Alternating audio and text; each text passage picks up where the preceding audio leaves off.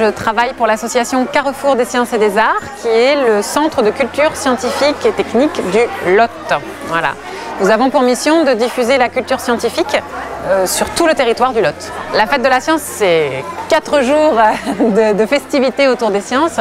Alors l'objectif de la fête de la science, c'est de faire découvrir à tous les publics, donc scolaires mais aussi voilà, tous les citoyens, que la science les entoure et qu'il ne faut pas en avoir peur, mais qu'au contraire, il faut mieux la connaître. La fête de la science, au niveau national, puisqu'elle est organisée par le ministère de la Recherche et de l'Enseignement supérieur, existe depuis 25 ans.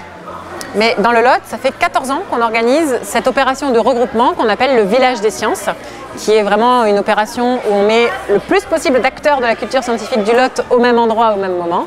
Que vous soyez scientifique, que vous ne le soyez pas, et quel que soit votre âge, vous trouverez de l'intérêt à la fête de la science. Vraiment.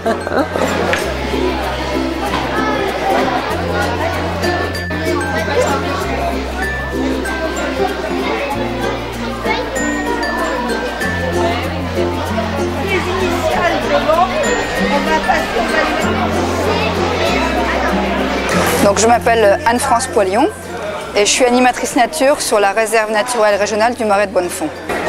Alors sur la fête de la science, c'est un moment qui est assez extraordinaire.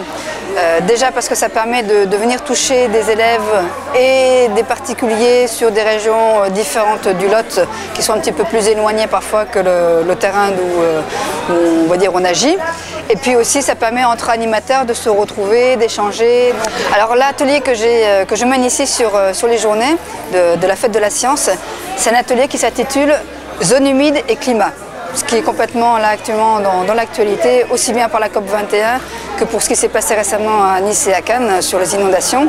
Donc ça permet de faire le lien entre le rôle et l'intérêt des zones humides sur les inondations et sur les phénomènes de sécheresse. Je sais qu'ils sont un petit peu sensibilisés aux problèmes climatiques actuels, donc avec la manipulation aussi déjà des éléments premiers, l'argile, la tourbe, la roche, fabriquer des petites maquettes qui aient une idée de comment ça fonctionne, comment l'eau elle va rester dans l'argile et comment la tourbe elle va venir faire un rôle d'éponge et l'absorber.